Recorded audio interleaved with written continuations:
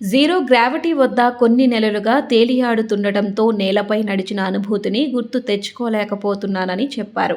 తమ మిషన్ ప్రకారం నెల రోజుల్లోపే అంతరిక్షం నుంచి తిరిగి రావాలి. కానీ ఇంతకాలం ఇక్కడ ఉండటం కొంచెం షాకింగ్గా అనిపిస్తోందని అన్నారు. Sunita Williams, Butch Wilmore June 6న బోయింగ్ స్టార్లైన్ క్యాప్సూల్స్లో అంతరిక్ష కేంద్రానికి వెళ్లారు.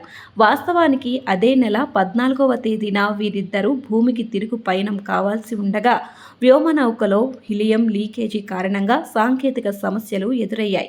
ఇద్దరు 7 నెలలుగా అంతరిక్ష కేంద్రంలోనే చిక్కుకుపోయారు. అంతరిక్షంలో చిక్కుకుపోయిన వ్యోమగాములు సునీత విలియమ్స్, బుచ్ విల్మోర్లను సురక్షితంగా భూమి మీదకు తీసుకురావాలని అమెరికా అధ్యక్షుడు ట్రంప్ సాయం కోరినట్లు స్పేస్ ఎక్స్ అధినేత ఎలన్ మస్క్ అన్నారు. త్వరలో ఈ పనిని పూర్తి చేస్తామని ఎక్స్లో పోస్ట్ పెట్టారు. వారిద్దరిని తిరిగి భూమిపైకి తీసుకువచ్చేందుకు బైడెన్ ప్రభుత్వం ఎలాంటి ప్రయత్నం చేయలేదన్నారు.